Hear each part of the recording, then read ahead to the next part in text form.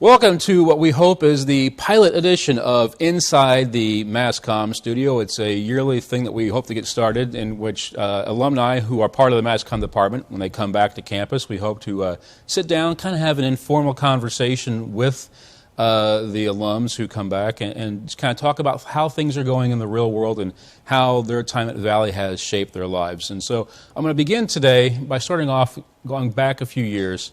It was 2012. It's my first year teaching at Missouri Valley College, and it was right around this time when I was having lunch with Harry Carroll and Lauren Gruber. And as far as my personality goes, I really don't say a whole lot until I get the feel of how things are going. Again, it's like 5 or 6 weeks in, and Lauren Gruber asked me, how the students were doing. I was like, well, we're still kind of figuring each other out. I'm trying to figure out a way to motivate the students to do the little things that take good projects and make them great.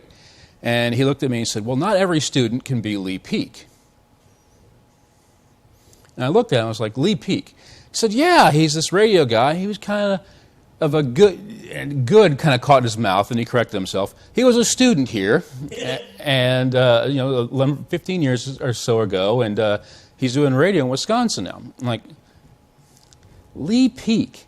He said, oh, yeah, you live in Columbia. He worked in Columbia for a number of years. You may know him from that. And I'm like, I think I know him from grade school. And so I'm going to introduce Lee Peak today. Lee and I go back to 19, a long time ago, decades ago. We met in first grade in Miss Henley's class. Yep. And it was all part of our growing up. And I would never have imagined that in all those years ago that you'd have me, TV guy, interviewing Lee, radio guy, from those years in grade school. And so introduce Lee Peak, warm round of applause from him. He's a radio guy from out of Wisconsin. He has won several Missouri Broadcasters Association awards, several Wisconsin Broadcasters Association awards. He and Nikki Montgomery were part of the Broadcasters of the Year in 2007, I think was the year. And so Lee comes very well decorated, and he's an MVC alum, and so I'm excited to bring him to the campus, and please, a warm welcome for Lee. Good seeing you after all these years. So, everyone kind of has a start in terms of this business, as some kind of like calling or whatever, as to what made them gravitate toward mass media and radio. So when did you first get the inkling that you wanted to do radio? I was probably 7, and my parents had bought a little Mickey Mouse record player for me.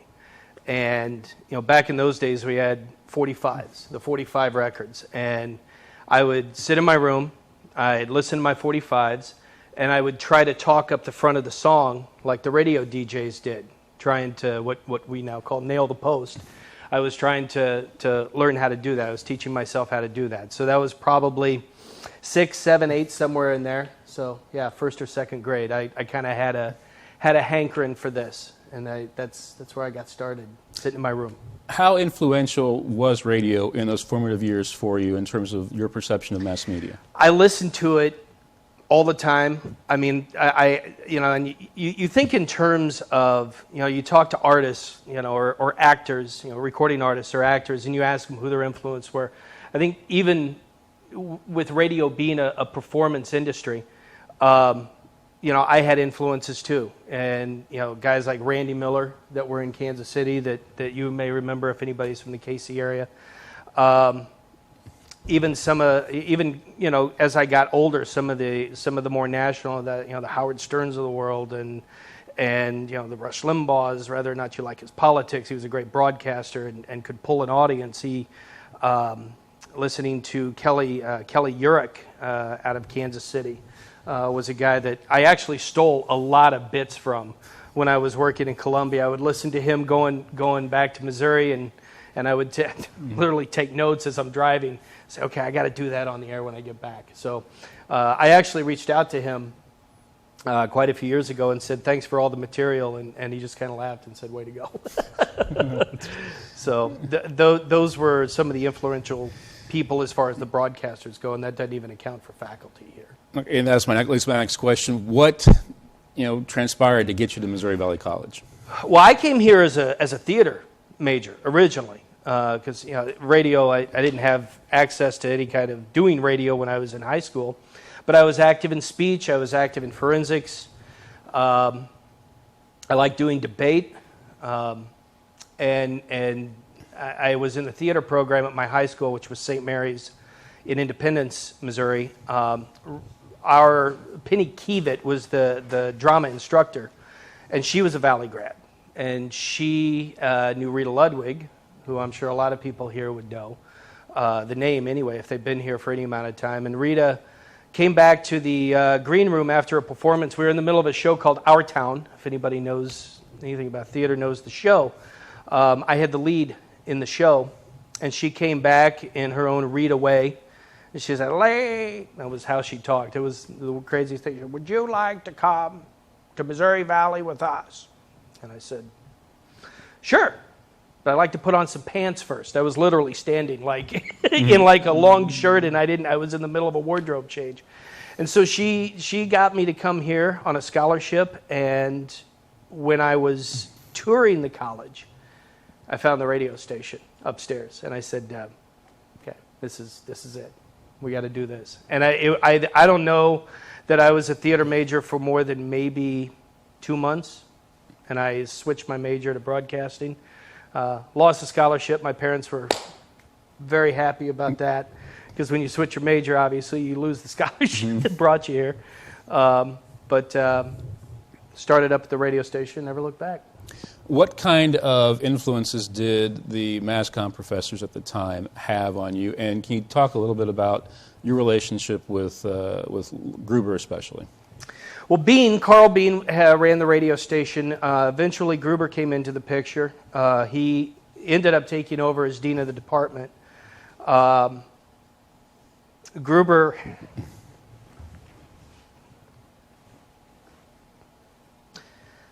I wouldn't be here today without Gruber. He was a driving force in just motivating me to work hard. He would always encourage me. He always told me, you've got the talent, you just need to apply it. And I was kind of a goofball. I ran around. I loved getting into trouble and playing practical jokes on the campus and doing all this crazy stuff, which I think eventually worked to my benefit. But Gruber was the one that kept me center. He had me in the dark room editing photography and doing film. He had me writing. I was working for the newspaper. I had my own column in the school newspaper. I was writing for the yearbook. I was obviously doing radio. We would sit down and air check, and he was the one that actually led to me working in Columbia. I mean, he literally was that driving force that pushed me out there. And a lot of the work ethic I have, I attribute to my upbringing, but I also attribute to him. The relationship between you and Carl Bean during the radio stuff, how did that work, and how much influence did you have over the radio program, because it was structured much differently then? Yeah, so at that time, there were maybe across the country between a half dozen and a dozen radio stations that were fully student-run. You had one faculty member that served almost like a general manager, but then the students did everything else. The station manager, the program director, the news director, production director, everybody that had a spot in that station, it was student-run. Ironically, one of the other ones is right up not far from where we live, the University of Wisconsin-Stevens Point. That's also another station that is student-run. But when I came in, we were what's called a block format. The station would literally change format every 10 minutes. So it would start off, and I don't remember the exact, but it would start off like in a rock, and then it would go to a top 40, and then it would go to like a hip-hop or an urban, and then it would go to like a heavy metal, and then there was like a Christian block in there. And so basically the idea being you wanted to target everybody. And I remember at the time saying, if you're trying to get everybody, you will succeed in getting nobody. Around that same time, we were going through an upgrade. When I got here, the station was KNOS, was a call letters, and it was 10 watts. We wanted to get it to 100 watts. We at least wanted to be able to hit the I-70 interchange. And so we flipped the call letters at that time, too, to KMVC. Came up with the term V, 91.7. Made sense. As did MVC. And we changed the format to kind of a adult rock, kind of a alternative rock format. It's early 90s. A lot of great bands were coming out at that time. Rock and roll was making a shift from kind of the glam hair metal of the 80s into the 90s rock, Nirvana and Pearl Jam. And I remember sitting listening to a brand new band we had never heard of before. The album was called Cracked Rear View. It was by a group called Hootie and the Blowfish. And I remember sitting upstairs listening to that whole album for the first time, completely blown away. Myself and a young lady by the name of Maria Hauser, who was the music director, but we listened to Pearl Jam up there for the first time, the 10 album. Smells Like Teen Spirit, Nirvana, all these great albums that were coming out at that time. And it just seemed like the direction to go. But then at night, we would take the format and we would kind of hyper-serve a specific demographic. So at night, on Monday nights, maybe we would do like a hip-hop and rap. Then we would do like an alternative show on another night. We would do like an oldie show on another night. And so at night, we would have specific, and we would just let, whoever wanted to do the show. You want to do Tuesday night? What do you want to do? I want to do hip-hop. I want to do rap. Okay, play the edited versions. We still got to meet FCC requirements. Go in there and just do your thing. And we let jocks be the jocks. We let them do whatever it was that they wanted to do, however they wanted to do it. You want to set up your clock, set up your breaks, you do whatever you want to do. And we basically let them program their own time on the air. And how much, with the freedom, how much experience do they gain through the stacking of the songs and the ins and outs that go into the songs? And that's kind of an invaluable experience to be able to have that kind of freedom to do the board shifts like that and be able to control the format and be able to control the content to an extent, in terms of preparing for life later on. Well, to this day, when I work, with radio stations, a lot of the programming philosophy that I take with me is stuff that I've kind of cherry-picked, from other stations that I've worked with throughout the years. But just the ability to sit down and put a hot clock together and separate your breaks and just being able to hear transitions and how you ebb and flow through music and through an hour and through a day. It's incredibly invaluable. A lot of my ear for radio happened here. Just hearing stuff that, oh my God, that's a train wreck. That doesn't work. And, hearing stuff that transitioned well and hearing jocks that were good and being able to sit down and even at that time as I was, in my junior, second year, junior, senior year, being able to sit down with some of the younger jocks and going, well, try this, try doing it this way, do these, some of these things. And at the time, I wasn't even that good myself, so...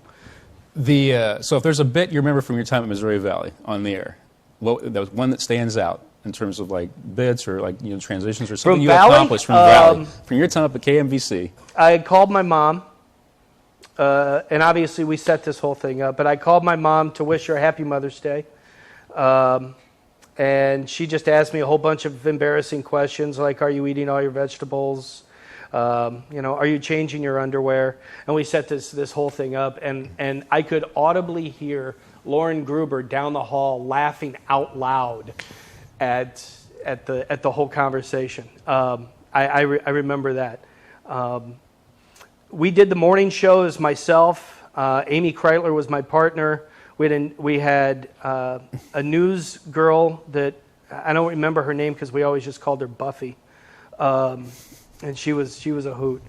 And then we had another guy that was kind of a producer, and he was also for a while the music director of the station, Nathan Rose. Nathan actually was very good at computer. This is the early days of computers, but he wrote the program that mixed the music for us.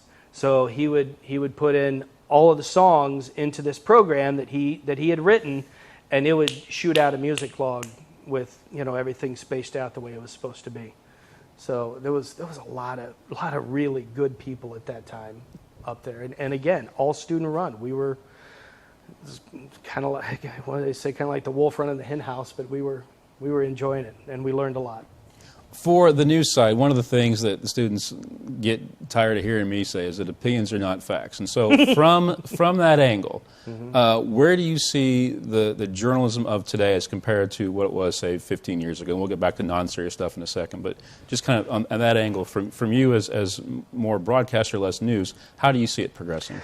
There's two, for me, in radio, there were two forms of radio people. You had the entertainers, which is what I would characterize myself. I think I was entertaining sometimes. But then there was also the journalists, and there was a lot less room for error among the journalists. If you're asking me, I think that journalism has taken a lot of steps back in the last 15, 20 years, the cycle, combined with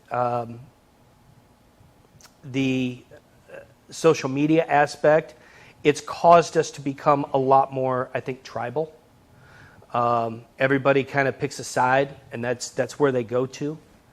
And that's not what news is supposed to be. You have to research to learn what's really happening in the world, and it shouldn't be that way.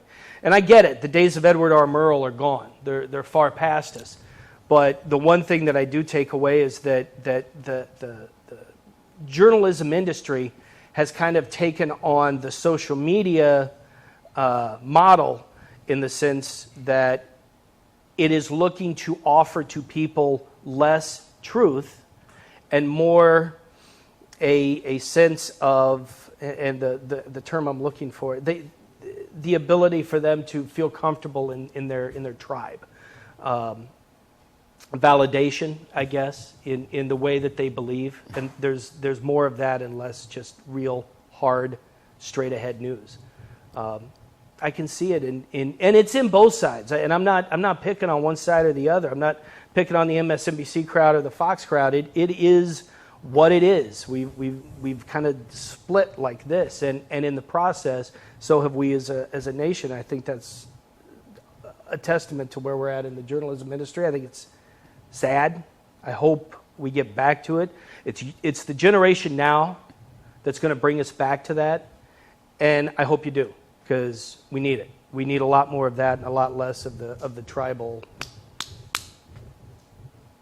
aspect. Okay. And that's one of the things that, at least for me, they're trying to teach here is like, okay, we're going to be down the middle, and I believe in the Edward R. Murrow view of journalism, the Walter Cronkite type approach, where we're journalists with a capital J, and so opinions aren't facts. So the learning process here, you talked about your board stuffs and the entertaining stuff and how you went from position to position to position. One of the things that also I say for here is the hardest job to get is the first one. All right, so coming out of college, and you said that Lauren Gruber kind of helped set you up your first job. Yep. Describe the process of getting that first gig that wasn't part of Missouri Valley College. I needed an internship.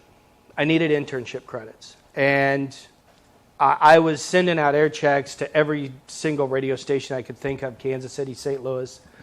And finally, Lauren knew of a program director in Rolla, Missouri. And he got a hold of this guy, and he said, listen, I'm going to send one of my students down to interview with you. He needs an internship. He needs internship credits. So my mom loads me up in the car. We drive down to Rolla, Missouri. We stay in this horrible hotel for the night, but I went down and interviewed with this guy. He ended up taking me, I think he went on the air like late afternoon, early evening, and he actually let me run his board for a little while. And when the whole process, the interviewing process was over, he said, Lee, he said, I would love to bring you on board. The problem is, once you're done with the unpaid internship, he goes, I got nothing for you. I have no place for you here. He said, so I want to give you an opportunity to work somewhere where you can maybe get on full-time at some point. And he gave me the name of a guy named Jack Daniels. I don't know if it was his real name. But he was the operations manager of Zimmer Radio Group at the time in Columbia. And so I was an idiot. I came back to Gruber and I'm like, well, why did you send me down to this guy? He's trying to pawn me off on some other guy, and he didn't offer me anything. I would work for free. I would literally have worked for free. And I even told the guy, I don't care. I will work for free. I just want to work. I want to do this. And he wouldn't give me the gig. And I came back to Gruber and I said, this guy, he said he would bring me on, but he's not going to bring me on. He's going to pawn me off. And I remember Gruber just kind of looking at me and going, well, you ass. He's trying to give you a connection. Make the connection. So I immediately called up Jack Daniels, and after probably half a dozen phone calls, I got him on the phone. He had my material. I had sent it to him probably 2 or 3 different times.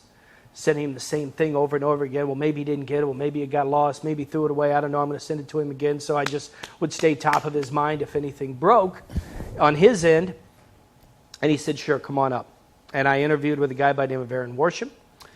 And I got my first gig, I guess you could say, in Columbia, Missouri, working for Solid Rock, KCMQ. I was the unpaid intern.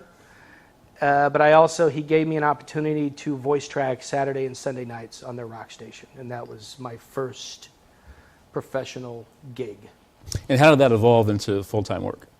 So I did the night show. As an intern, my job was to do everything from wash the cars, to fill them up with gas, clean the studios, anything that you could imagine that has nothing to do with being on the air, I probably did it. Joyfully, because I was there, I was in the building, there was a production room, I could go play in, I could do this, I was just in, I was in it. And eventually, they had what was called cash stops. If you had a KCMQ bumper sticker on your car, and we were following you around in the cash clunker, which was this 1972 Pinto. It was this horrible, god-awful car that had our logos on it. It was probably a horribly dangerous car. I'm not sure I got past HR. Probably wouldn't nowadays. But we followed people around, and we would literally give them a check for $100 for having so we would do these sticker stops. My job was to drive so that the on-air personality could sit in the car and call in the breaks on remember the bag phones back in the day. But you could call in the breaks and, I'm behind such and such car. It's a red Ford truck, got our sticker on it. If you pull over in the next 5 minutes, we'll give you $100. And they pull over, you get out and get a check or whatever. And my job was to just drive the car. And then eventually they thought it would be fun to make the intern go on the air. So then they would drive and they would put me in the passenger seat and, let's embarrass this kid. Let's see what he's really got. And it worked. I did fairly well. And they allowed me to come in and do a little bit more voice tracking. Eventually I took over as a syndication producer for the morning show, which was Stephen D.C. Out of St. Louis, was piped into the station there. And then eventually that led to me taking over the night show because I was trying to upstage the syndicated morning show. Whenever I'd crack the mic in between the syndication breaks, I was doing bits of my own. And okay, yeah, you got to tame it down. Let the morning show be funny. You just read the weather and the news. Oh, okay. So eventually they ended up giving me the night show. I remember at the time the guy that was doing the night show would sit at the console and he would read books. And he would look up and see when the song was fading out. He would click the microphone. He would pot it up. He'd flip the promo card. He'd read the promo card, turn the microphone off, and go back to reading his book. And I was like, well, that's not a show. I could do better than that. I mean, I could do, bits, and I could do all this. And it's a rock station. I'm young. I'm in my 20s. I'm living that lifestyle already. Let's do something more. Let's make it more. And so they gave me the shot. $12,000 a year. That was my salary. I still had to have a part-time job to survive. But by God, I had a full-time gig, and it was my first one. My first gig was 12-1. So wow, I know that extra $100 went a long way. Let me tell you, over the course of 12 months. Yeah. So you talk about tracking stuff on the weekends and stuff. So how has the technology changed radio, and how have you had to evolve as technology has changed? I think it's for better and for worse. It has allowed stations to do more with less. But it also, I think, has to some degree, it's weeded out the people who weren't putting enough into it. Look, if you want to make it in this industry today, you have to sound good anywhere. I do a morning today at this time right now. I do a morning show and an afternoon show, both in a market 2 hours away from my house, and I do it from my basement every day. That's allowed the technology. The technology has allowed a small market station to have myself and other personalities like me who have uber experience on mic to make their radio stations sound good, and not be able to have people that are in there just basically taking up space. Now, the downside to that is it's harder to get a break. But the upside then becomes, if you know the technology, if you understand the world that you exist in, then you can adjust your own processes for that. If you're in this business, if you have talent, even a little bit of talent, you're gonna make it. The media industry is no different than any other industry in this country right now going through the employment crisis that we're going through. They need people, and they need good people. Honest to God, if you just show up, it's 90% of the fight is just getting people to show up, to do their time on the air, and to take it seriously and to make it special, to make it their own. If you have an opportunity to be on the air, make it yours. Do it your way. There's obviously things you have to stick to. If you have a hot clock or whatever the parameters of the station are, you can't go on a oldie station and play heavy metal, but you can still make that time on the air yours. And if you have that ability, then you can do whatever you want with any format you want. And that to me right now is just go do it. Just make the time yours. If you get the opportunity, run with it. So I see. I hope any time you get a chance to be on the air, whether it's upstairs here in town, KMMO, I think. I don't know if they hire folks from here, have them come in and do stuff, but take it, run with it, make it yours. Are you on the air right now, back in Wisconsin? At this moment, no. Okay. I took off this week because I was going to be away. It's really important for those stations that you voice track the day before the show airs. So I've got somebody filling in for me. Okay. That was worth asking because, sometimes you can go a few days in advance, especially if there's not a whole lot going on. Absolutely. In that market. Yep. So, you can be in Missouri or I don't know if you're like going to sit in the room last night and hey, let me cut a few lines and get some stuff. I could if I needed to. I didn't bring my stuff with me, but I could if I needed to. I will say it's an interesting model that they have set up at the station. Door County, Wisconsin, Door and Kewaunee County. If you look at Wisconsin, there's that thumb. Mm-hmm. So that's the stations that I'm on is that market. It's kind of a shadow market of Green Bay, and you know how a lot of radio stations will have a website that's attached to them nowadays, obviously, and a social media presence. With those stations, they have a website, and that website is flanked by 5 radio stations. It's a completely flipped model. And I said, 10 years ago, I remember having a meeting with my partner, Nikki, and our program director at the time. I said, someday somebody's going to figure out you start with the website and then bring the stations in thereafter instead of the other way around. I said, that's the direction we're going. And by golly, here we are 10 years later, give or take. That's exactly what they're doing. And it works. It works for them. Okay, we're going to take a small break at this point in time, and if students need to leave, we'll let them go to their next class. If there's another group that's coming in, we'll allow that to happen too. So we're going to take a small break, and we'll be back in 1 minute. All right, welcome back to Inside the Mass Comm studio. We're joined by Lee Peak, MVC alum, 1996, and all-around awesome radio guy.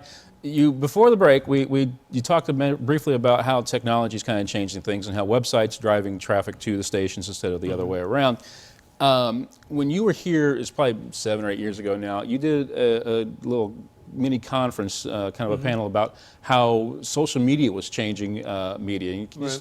One of the things that social has done for radio, I think, has helped connect people in a way that hadn't been done before. Right. So Have you seen that in terms of the effect of social media, and what opportunities does social media represent for the jocks as opposed to like the journalists in radio? I think I think this can apply to the journalists too. I think what it does is it does two things. One, it expands the brand of the radio station, but it also gives a more intimate connection between the on-air personality, the journalist, whatever side you happen to be on, and I guess what we would have in the day we called them listeners. Today we call them end users. They're the people that are utilizing the brand. Rather that is through the website, through the social media, through the radio itself.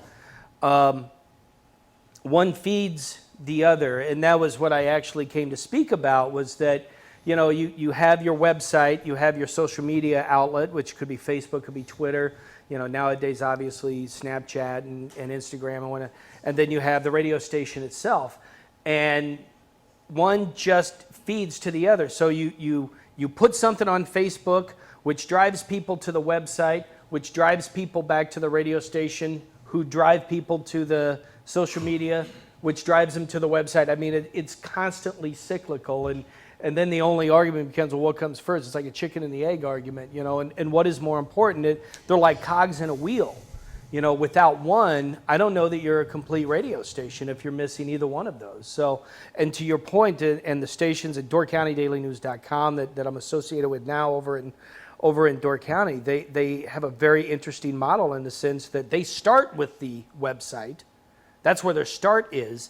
And then the radio stations are kind of feeders to the website. So, and their social media outlets as well. It's backwards from what you would call a traditional model, but it works very well, especially in a much smaller market like that. How did you end up in Wisconsin? I worked in Columbia, as we mentioned, the rock station. I went and did afternoons at the Top 40 station. Then still in Columbia, Clear 99. I did mornings there, and I wanted to get into management.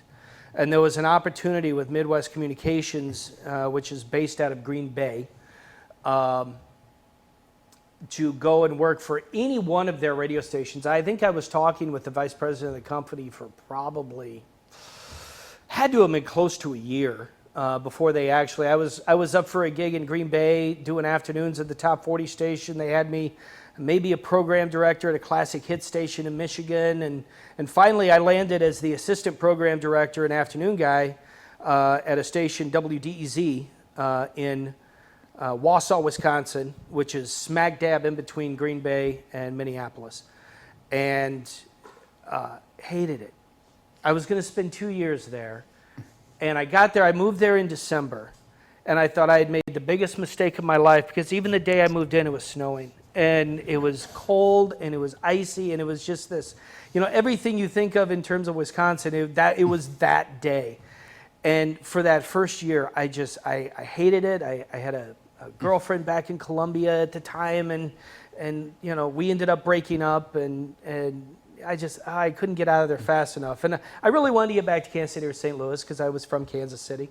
I wanted to get back there, and so I was like, well, I'll make a jump. I'll either try to get to Milwaukee or Madison, Wisconsin, then I can.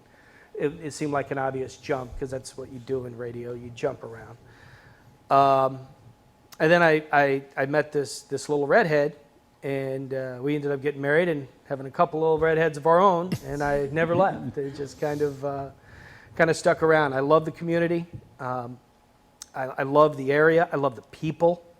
I love the winters now, even. I love the ice fishing and going out on. We had so much snow last year, and I loved it. The kids were out playing. We were out having a good time. It's a different world, but I have come to love it. And the family is all here today. They made the trip down from Wisconsin, yes. So it was very all the little redheads. Very nice, very nice to meet all of them and get to know your family a little bit. Mm-hmm. So coming back to Missouri Valley College, first time in a handful of years, first time really to see the campus, is a big picture in a number of years. Just what are some of the things that you recall from your time as a student that kind of stand out in your brain? Not so much from the radio perspective, but just the student life stuff, stories that you can tell for a larger audience. What stands out? The people. And I've ran into a couple of the people that I knew here since I've been here on this trip, and it's like everything has changed, but nothing has changed. And when we got here yesterday, prior to recording this, Chaz took my family and I around the campus, and I remember walking on the campus, and it felt like home. I felt like I was back where so much of I went from being a kid to an adult over a 5-year period on this little, few square miles, and everything that would eventually become what I am today is rooted here. What do I remember that I can tell? That you can tell. A little bit of mischief. An important caveat. A little bit of mischief. Whole lot of fun. Whole lot of great people. I remember professors who were patient, and not just with me, but with everybody. They, gave us all the opportunity to screw up, learn from it, and adjust. Let you know when you screw up. Nobody ever was afraid to call you out. But at the same time, they also knew that we were young and we were trying to get our feet under us. And I just remember a lot of really patient professors that, believed in me, and a lot of the crew that I ran around with, especially from the radio station, that we probably were making some pretty bad decisions at times. And to that end, how many times did you get fired from your stuff at Missouri Valley? 3. But every time I was fired from the radio station upstairs, I came back the next year and they would bring me back at a higher position. So I figure Carl Bean and I had a very interesting relationship. I had so much respect for the man. I love him, rest his soul. Another one of those guys that was so influential, but he would just hound on us to, do this, and after a while, I'd just be like, all right, dude, we'd argue, and he'd show me the door, and then the next year, I'd call him up during the summer, like in July or August, be like, hey, do you need anybody to come up and paint the radio station? Yeah, you should come up and do that. So I would leave whatever I was doing, and I'd come up here a couple of weeks early, and I would file the CDs, and we were still using vinyl at the time, which is making a big comeback now, I hear. But I would alphabetize everything and paint the studio and get everything ready for the upcoming year. And that was usually a good end for, well, if you're going to do that, then you might as well, program the station, or, the operations man or the station manager graduated last year. Do you want to do that? Yeah, okay, I'll do that. So, I was fired a few times, but it's the only time I was ever fired from radio. Which is always good. I mean, if that you're is fired, always good. You're fired from the college station people to in get radio, rehired. they wear it like a badge of honor. I've been fired from 6 radio stations. I'm like, dude, that ain't good. That means you screwed up somewhere a lot. So I was never let go professionally, just here. And I think Carl just wanted to get me out of his hair, because I think that was what that was. By the time May had rolled around, right, he had seen and heard enough of you, so he was done. We're going to get Peek out of here. We're done with him for a while. And so also your experiences at KMVC for a little bit were, kind of a family affair. And your dad, your biological dad, had some influence on that too. Just a little bit about his background and your experience here with him. So my father was a Vietnam vet, and what he did in Vietnam was he was a broadcaster. He was a journalist. He wasn't an entertainer, but he back in those days, you have the reel-to-reel strapped over your shoulder, and he'd have a microphone in one hand and an M16 strapped underneath the other shoulder. And for a week, he would go out into wherever the war was happening, with a particular platoon or division or whatever it was, the 9th Infantry. And he would record interviews. He would report on what was going on, movements that were happening as far as, what the U.S. forces were doing and the enemy was doing and this and that. And then a helicopter would come in, pick him up, fly him back to Saigon, and he would put a weekly radio show together about what he was doing that week. And he worked actually at the same radio station. I don't know if anybody is familiar with the movie Good Morning Vietnam, but Adrian Cronauer, he worked at that same at that same station, not while Cronauer was there. And then he would put his show together, the show would air, then at the beginning of the week, they'd pick him up and they'd put him back into where the hot spots were at. And so that was his thing. When fast forward about 20 or 30 years, and he had lost a job and was in a recovery program for drinking. And they said, look, we will give your dad a scholarship to come to Valley if he does alcohol and drug studies. And he wanted to become an alcohol and drug studies counselor. He wanted to become an alcohol and drug counselor to help people, try to overcome addiction. And so he came here for that purpose.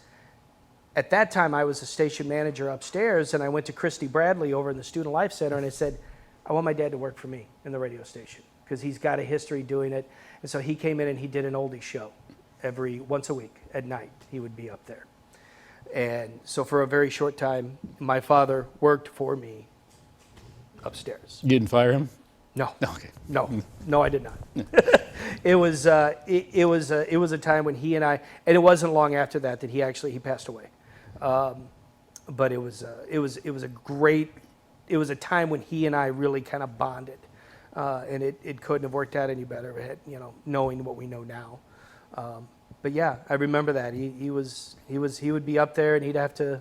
I was teaching him how to cue a record and how to cue a cassette, and quarter turns and this and that. Use a pencil. Yeah. Yeah. So all the time that you spent here, the years that you spent here, and we talked a little bit about how that journey through Missouri Valley influenced you professionally, but how much do you take out of Missouri Valley and you look back and think, those 5 years were really pretty special, not just for the professional development, but you as a person? For me, I think it again, from my rearing to some degree, but also from being here, what I took away was work ethic. I love to work. I love it, and I love what I do. I love this industry. I love how it has evolved. I don't necessarily always love how it's evolved. I don't think we're always doing the right thing, but I think that as an industry overall, I just love being a part of it. I love radio today as much as I loved it the first time I walked in that studio upstairs. And I have a friend of mine, a guy by the name of Don Clark's out of Chicago, and he always says, if given an opportunity, I will broadcast to trees. I don't care. And that's the way I felt. It never bothered me that I was on a 100-watt radio station that maybe 6 people was listening to, all of which were my friends that I was, basically conning to listen to. Please listen to my show. And it didn't matter if I was the #1 morning host in Wisconsin and getting, radio personality of the year for the whole state.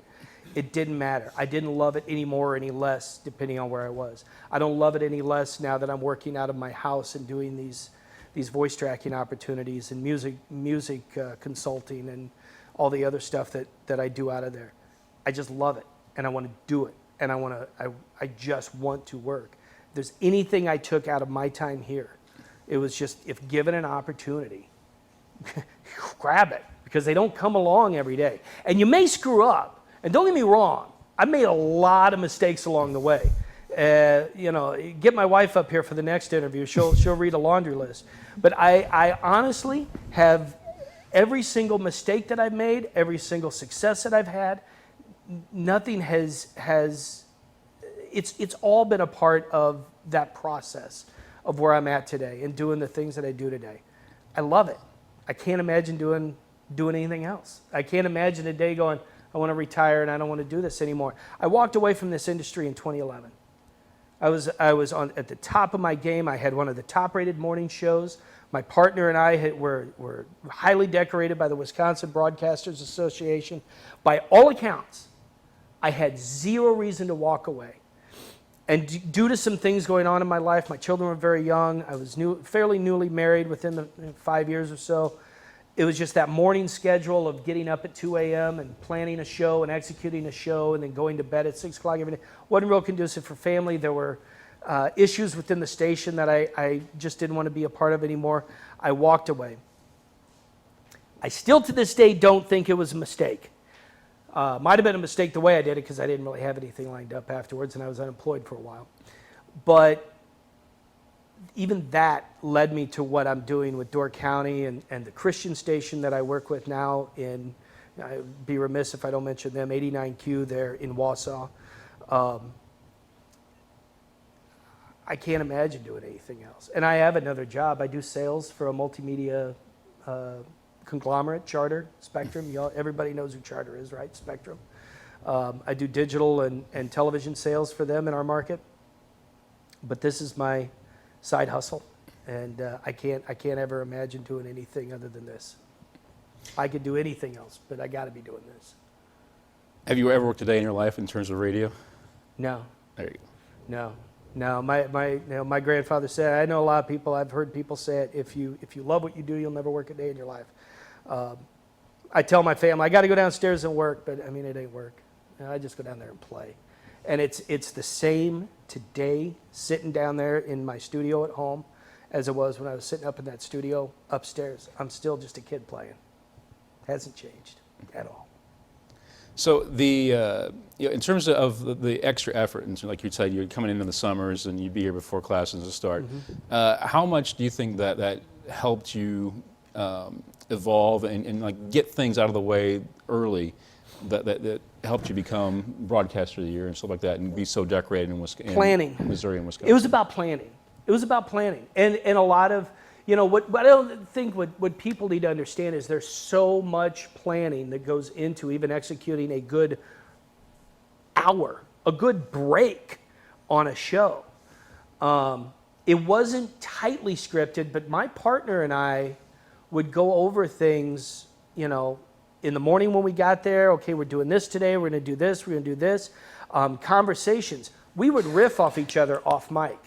During a commercial break, okay, you say this, I'll say this, you say this. Here's the punchline, I'm going to do this, you laugh, you say this, and then we're into a song. All of that, was planned out. I had a Excel spreadsheet that I worked with that I was working on shows literally 3 or 4 months in advance. Whatever, let's see, we're now in October right now. I would be working on like Christmas shows and looking ahead into January. And if I would see something or something would happen, I'd be like, in my head, I go, oh my gosh, that would be great for a Valentine's Day show. So I'd jump over to the February, and I'd write a note in there, and then, hopefully I'd remember it when February came along. I would look at that and go, oh, I remember that. And then we'd put something together with it. It was about planning. It was about being prepared. I hated to go into anything not prepared. I don't like a lack of preparation. And for me, the planning was just as fun as the executing. So it worked. I mean, I enjoyed the planning. I enjoyed trying different things. I enjoyed grabbing my partner. We would go out to lunch, and we would just sit there and we'd just riff. Like a couple of comedians. You see comedians just kind of, you ever see the comedians in cars getting coffee, that thing where they go sit in the restaurant and it's 2 comedians just kind of, that's what we would do. And we would just sit there and we would try out new things, and, we'd take notes, and this would be fun, and how are we going to give away this prize? This would be fun, and do different things. And I think that's why I was planning here at Valley, even before the year, and that carried over all the way into the success that I had throughout the career. I still plan when I'm, doing the work at home nowadays. I'd probably sit there and plan for like an hour or so before I ever crack the mic. Start dropping tracks in.